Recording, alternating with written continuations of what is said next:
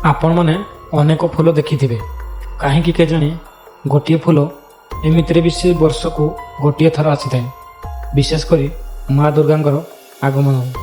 ଆମେ କହୁଛୁ ସେହି ଫୁଲ ଯେଉଁ ଫୁଲରେ ରହିଛି ଅନେକ କାହାଣୀ, ଆଉ ତା'ର ପ୍ରେମକୁ ପାଇବା ପାଇଁ ସେ ପ୍ରତ୍ୟେକ ବର୍ଷ ଶରତ ଋତୁରେ ହିଁ ଆସିଥାଏ। ସେ ହେଉଛି ଆମ ସମସ୍ତଙ୍କର ପ୍ରିୟ କାଶତଣ୍ଡି ଫୁଲ। ପୁରାଣ ଯୁଗର ଏକ କରୁଣ କାହାଣୀ। ସାଧା ସିଧା ଝିଅ କାଶତଣ୍ଡି, ଆଉ ସେହି ରାଜ୍ୟର ରାଜକୁମାର।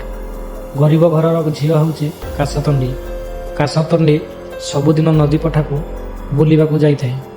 ଥରେ ସେହି ନଦୀ ପଠା ରାସ୍ତାରେ ସେହି ରାଜ୍ୟର ରାଜକୁମାରକୁ ଦେଖିଦେଇଥିଲା, ଆଉ ତାକୁ ପ୍ରେମ ମଧ୍ୟ ହୋଇଥିଲା, ଆଉ ମନେ ମନେ ଭଲ ମଧ୍ୟ ପାଇ ବସିଲା, ଆଉ ସବୁବେଳେ ରାଜକୁମାରଙ୍କ କଥା ମଧ୍ୟ ମନେ ପକାଇଲା।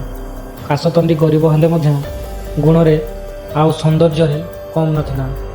ରାଜକୁମାର ସେହି ବାଟ ଦେଇ ଯିବାବେଳେ କାଶତଣ୍ଡିଙ୍କୁ ଦେଖିଦେଇଥିଲେ, ଆଉ ଭଲ ମଧ୍ୟ ପାଇଥିଲେ, ଯାହାଫଳରେ କାଶତଣ୍ଡି ମଧ୍ୟ ଅନେକ ଖୁସି ହୋଇଥିଲା।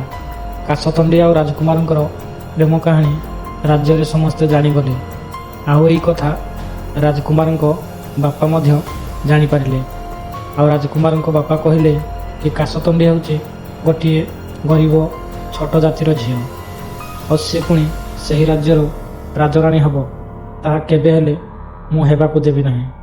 କାଶତଣ୍ଡି ଆଉ ରାଜକୁମାର ନଦୀ ପଠାରେ ବସି ପ୍ରେମର ମୁହୂର୍ତ୍ତକୁ ଉପଭୋଗ କରୁଥିଲେ, ଆଉ ମହାରାଜ ସୈନ୍ୟମାନଙ୍କୁ ଆଦେଶ ଦେଲେ କି ରାଜକୁମାରଙ୍କୁ ମୋ ପାଖକୁ ନେଇ ଆସିବ, ଆଉ କାଶତଣ୍ଡିକୁ ସେହି ନଦୀ ପଠାରେ ଜିଅନ୍ତା ପୋତି ଦେବ। ରାଜାଙ୍କର ଏହି କଥା ଶୁଣି ସୈନ୍ୟମାନେ ନଦୀ ପଠାରେ ପହଞ୍ଚିଥିଲେ, ଆଉ ରାଜକୁମାରଙ୍କୁ ତାଙ୍କ ସହିତ ଯିବା ପାଇଁ କହିଥିଲେ। ହେଲେ ରାଜକୁମାର କହିଲେ କି ମୋ ସହିତ କାଶତଣ୍ଡି ମଧ୍ୟ ଯିବ। ରାଜକୁମାରଙ୍କ ଏହି କଥା ଶୁଣି ସୈନ୍ୟମାନେ ରାଜକୁମାରଙ୍କୁ କାଶତଣ୍ଡି ଠାରୁ ଅଲଗା କରିଥିଲେ, ଆଉ ରାଜକୁମାରଙ୍କ ସାମ୍ନାରେ ନଦୀ ପଠାରେ କାଶତଣ୍ଡିଙ୍କୁ ଜିଅନ୍ତା ପୋତି ଦେଲେ, ଯାହାଫଳରେ କାଶତଣ୍ଡି ମରିବା ପୂର୍ବରୁ ରାଜକୁମାରଙ୍କୁ କହିଲେ କି ତୁମକୁ ତୁମ କାଶତଣ୍ଡିର ରାଣ, ତୁମେ କେବେ ବି ତୁମ ଜୀବନ ହାରିବନି।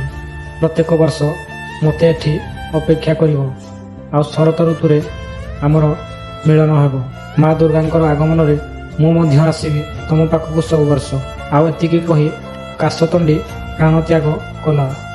ଆଉ ଏହି କଥା ଯୁଗ ଯୁଗାନ୍ତର ପାଇଁ କାଶତଣ୍ଡି ଆଉ ରାଜକୁମାରଙ୍କ ପ୍ରେମ କାହାଣୀ ଅମର ହୋଇ ରହିଗଲା।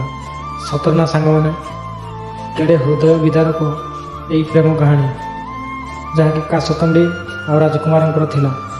ଯଦି ମା ଦୁର୍ଗାଙ୍କୁ ଭଲ ପାଉଥିବେ ତାହେଲେ ଲାଇକ୍ ଆଣ୍ଡ କମେଣ୍ଟ କରିବାକୁ ଜମା ଭୁଲିବେନି।